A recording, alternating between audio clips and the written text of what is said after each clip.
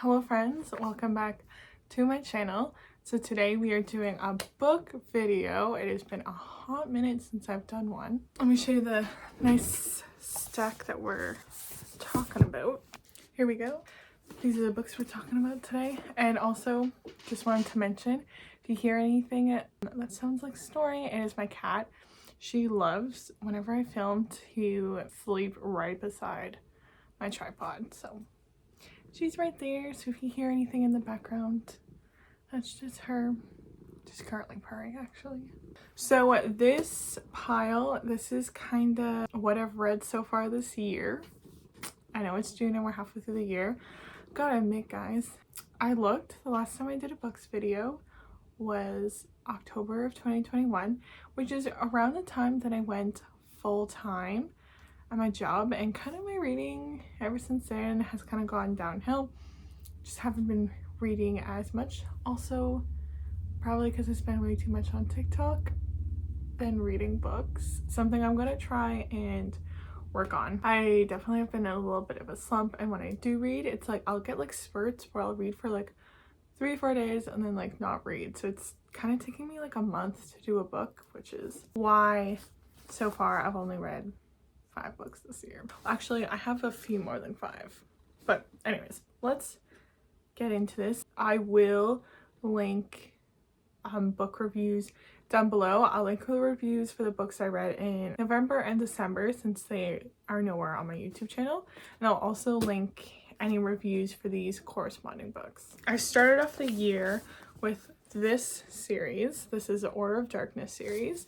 Technically read the first book last year, but like after Christmas, so after I'd already posted all my 2021 book content, so we're just kind of sneaking into this year. And also, if you're new to my channel, I like to review series together anyways, so kind of works out since I read the rest of the books in this series this year. Book 1 is Changeling. These are by Philippa Gregory, who wrote The Other Boleyn Girl, and I know she, like, that book series was like really popular. This is her like YA book series. So the first one is Changeling. Read this in December. I read it in like 3 days. I was really into it. Then the second one is Stormbringer, which I read about like 2 weeks. It took me 2 weeks in January. Then book 3 is Fool's Gold, and this took me about a month to get through. And then the last book, this is where it really went downhill. I started it, didn't like it, so I put down and read actually one of the other books I'll talk about, and then picked it up, tried it again, and then I decided to DNF it. Did not finish it. So yeah, things kind of progressively went downhill. The series is a YA historical fiction series. It is set in Renaissance Italy, which I love. Really like that time period. It is about this boy who he was like kind of training to be a priest, but like hadn't really progressed that far before he was recruited by the Pope, or like this representative of the Pope, to work for this like secret organization that is trying to like uncover the like mysteries and like signs of the end of the world. So there are all these like situations that are happening that they can't explain. So this guy, Luca, he is trying to investigate and uncover them. So he's kind of like the main character, and then we have this other 4 other characters that kind of make up like the cast of characters. So there's Luca, there's his servant, I don't remember any of their names. There's his servant, then there's the like priest who like working with Luca, and then there's these 2 girls. One is this like lady who gets like exiled from her homeland, and then her friend. So there's like 5 of them, and they kind of go all throughout Italy. What I really liked about the first one is that they're like mini adventures and like mini mysteries. So they like try and uncover it, and then they solve it, and then they go to the next one. All of the books are like pretty well written in the sense that they're simple, they're easy to read, they're very immersive. Like Philippa does a really good job of like describing what the world is like at this time period. So yeah, I like the first 2 books because I like these kind of like mini adventures. The third one, I did kind of guess the big like twist, and I found that the characters, as the series progresses, you would hope that the characters would get more developed and grow, and I found the opposite, that as the series went on, the characters started to get more and more one-dimensional. Then by the third book is when I found that the series really went downhill, that instead of being like mini adventures, it was like this one long drawn out issue, and I felt like the overarching story wasn't progressing anymore, which was really annoying.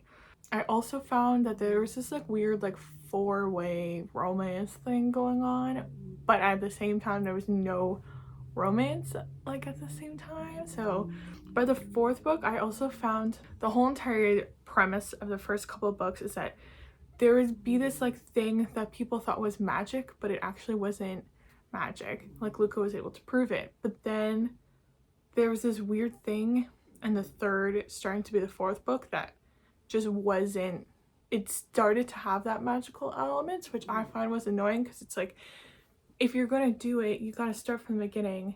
You can't like switch halfway through. So yeah, by the fourth book, I was just like done. I just found it to be really boring. I didn't want to read the series anymore, which really sucks, because like the first book I gave 4 stars, and then like my rating slowly started diminishing to the point that like the last one I didn't even rate it since I did not finish it.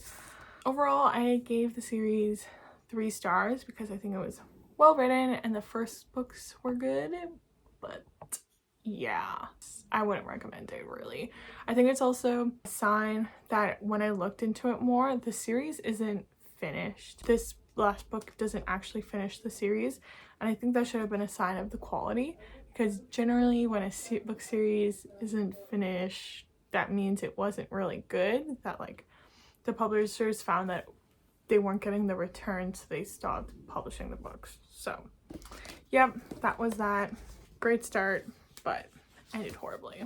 Up next, we have the book that I read in between, which is The Love Hypothesis by Ali Hazelwood. This book was really popular online, so I was like, okay, I'll try it. If it's really popular online, it's a good sign that'll help kind of get me out of the slump. And I read this back in March. If you haven't heard about this book, basically it was a fan fiction, Star Wars fan fiction, that got picked up and readapted into this book. So the book is about Olive, who creates a scheme where she starts fake dating one of her professors. It is at her school. It is not her direct supervisor, it's just like a professor at her school, to convince her friends that they're dating and stuff, so her friend can date someone else. Oh, and this is an adult romance. I thought this book was good, but it wasn't like amazing. I didn't fully love it despite all of the hype.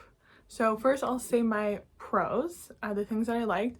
I really liked the academic setting. Olive's in a science-based program, and at university I went to a very big science school.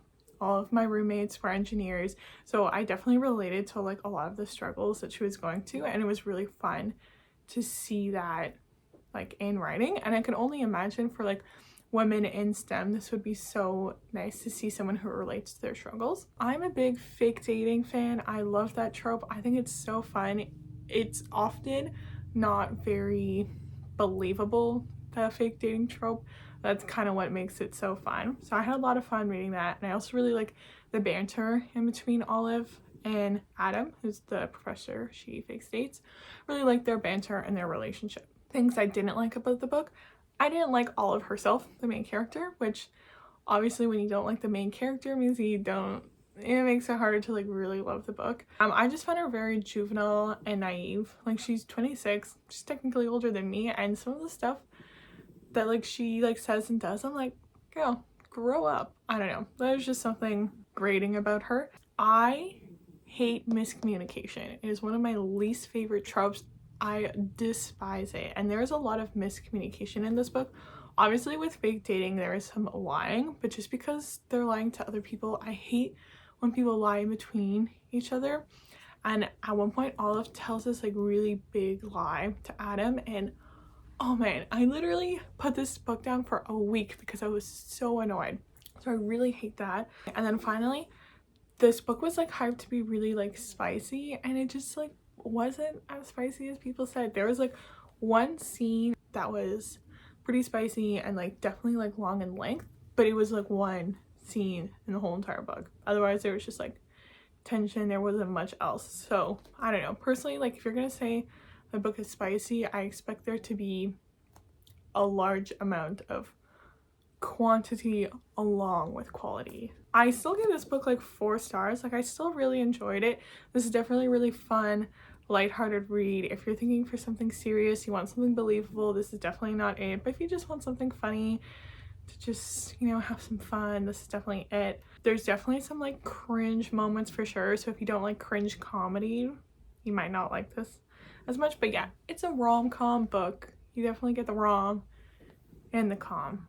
But yeah, if you're a romance fan, definitely check it out. Then I decided to switch things up and I read mystery thriller. Psychological thrillers, mysteries, crime, dramas, probably along with romance are some of my favorite things to read when I want something very like bingeable and like page turner. And since I've been in a slump lately, I was like, yeah, this will be a good one. It wasn't. This is Into the Water by Paula Hawkins, which you might remember the name because Paula Hawkins wrote The Girl on the Train.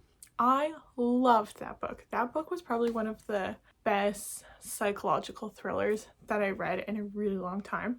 I had very high expectations for this book and unfortunately I disappointed. So this book is about this like small British town where within a couple of months 2 women are found dead in this river, and so then they're trying to like figure out all of the circumstances around it. One of the things that made it really hard to get into is that there is multiple points of view throughout the novel, and when I say multiple, there is a lot, like almost 10 I think different points of views. It's so much and it's very hard because not necessarily everyone is like very interconnected at the beginning, so it's hard to remember who is who and figure out what the story is with all the points of view. Like after a while I did eventually get it, but it was just way too many points of view. Also, it took so long for the situation to become suspicious. It just was really sad for a while, which is just like boring to read about people being sad. Like, I don't know, this is my 2 cents. There was just like a real lack of tension and suspense for the majority of the novel, and then when it did near the end, then I felt like it was very rushed and the ending itself wasn't very satisfying. To be fair, I did read this book over a long period of time, over like a month and 2 weeks, maybe like 6 weeks or something like that. Maybe if you read it more in one, like fewer sittings closer together, maybe it would be like a little bit more suspenseful. I just wasn't motivated to read this book just because I found that there was no suspense. So the writing itself is very beautiful though, I'll give Paula that. It was well written in the sense that it was just pretty to read. And I found that like even though there was so many characters, each of the characters at least was like pretty developed and interesting. So I give it 3.5 out of 5 stars. I feel like maybe if you read it not as spread out, maybe you would enjoy it more, but for me, wasn't a huge fan. If you're like really into thrillers and stuff, then maybe check it out. But if you're like not huge into that genre, I think there's way better ones out there to help you get into the genre. And then finally, to finish off this video, I just finished People We Meet on Vacation literally yesterday because I had about like 80 pages left and I was like, you know what, I'm gonna do it. I'm gonna finish it so we can talk about it in this video, and I'm so happy I did because I give this book 5 out of 5 stars. This actually was a birthday gift too. That's why I decided to read it recently. So this is People We Meet on Vacation by Emily Henry. I know she wrote Beach Read and that book was also extremely popular. Definitely think I want to check it out after loving this one. So this is an adult contemporary romance. It is about Alex and Poppy. They go on vacations every single summer together, and that's kind of like when they see each other because they live in different parts of the country. So it's really interesting. The story goes through the current summer and then their past vacations, so kind of like switches different timelines, which I really enjoyed. There's just so much I loved about this book. It's kind of like a great amalgamation of like all the things I like in romance into one novel. First, I gotta say, I think one of the reasons why I love this book so much is just how much I relate to Poppy. I just see a lot of myself in her, or her in me. She's like loud, she's eccentric, she's eclectic, she likes going antique hunting, and she's a maximalist, and she's very loud, and she loves meeting new people and going on vacation, and I'm like, that's just me. She also is like an influencer, and one of her good friends like Rachel is also one, and it's just funny as like a, I mean, I don't call myself an influencer, I call myself a content creator, but as someone who does something like similar to her, it's also fun to just like have those little bits of it as well in the book. I love Alex and how he's the complete opposite of her and how they balance out each other so much. It's so funny because like I feel like Alex is the type of person my mom thinks I would be good with. Just like, I'm just so much. I need someone to like balance me out, you know what I mean? So because of that, I absolutely loved Alex, and I love Poppy and Alex's relationship. I love their banter. Like a good chunk is just like their dialogue and reading it, and it's just so funny. Like this is like, I would say, a rom-com, and the comedy is definitely there. What I also like too is that it doesn't rely too much on like cringy embarrassment to make it funny. It's just funny. I also loved reading about their vacations. Like Emily Henry published this during the pandemic. She wrote it before but published it during the pandemic, and I could imagine that like this is so great. Like now, you know, we're able to like travel and stuff. I personally love reading about like different places and getting to experience that, so it's so fun reading about people going on vacation. It just makes me want to go on vacation. This would be the perfect like beach read, vacation read. What's interesting too about this book is that like the main like conflict is that there's something that happened in between Poppy and Alex in Croatia that was 2 summers before their current one, and so it's constantly like mentioned that something happened in Croatia, and like I could kind of guess, and I was like kind of so right but not completely right, so it took a while to mention it, but that kind of made me like continue reading the book and want to know what happened. It was very good at like drawing in my interest and making me want to read more and more and more. I think the tension and the romance between Poppy and Alex, it was just like drip. It was drip fed enough where, yeah, sure, I wanted more because I just love like romance, but it also was enough where I was just like, where's romance? It was like sprinkled in enough to like want me to keep on reading and reading to get to that moment where they're together. Oh, and then finally, I just absolutely loved the ending. I loved how they eventually come together. I love that, like, because with like all romances, like a lot of times there's kind of like that conflict, that moment where they like break apart and then come together. Okay, this might sound weird, but I liked what caused them to break apart. Like I mentioned, I hate miscommunication, so it wasn't really like miscommunication, it wasn't like lies, so I liked what it was, and I liked when they came together. I shed a few like happy tears because it was just like it was just so good. Yeah, I love this book. Maybe like I'm just like on the high of it since I just finished it yesterday, but yeah, it was really good. I would recommend this book, especially if you love romance. Check this one out. This will be a good summer read. I saw it won Goodreads like romance winner of the year last year or something like that, and I totally get why. It was just a really good book. Yeah guys, that is it. That is what I've read so far this year. Hopefully I can read a little bit more. I am very much behind on my Goodreads goal this year. My goal was 20 books. We are very far away from that, so hopefully now we're coming into summer. Summer is always when I read the most books. I think it's because I'm definitely like someone who likes to go outside and spend time reading outside, so hopefully I get a lot of reading done and I can do another book video sooner than later.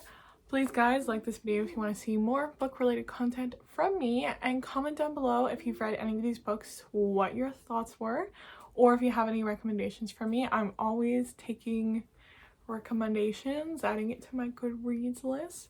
And yeah guys, subscribe to my channel if you haven't already so you don't miss out on any new videos. That's it for today's video, and I'll see you in another one super soon. Bye!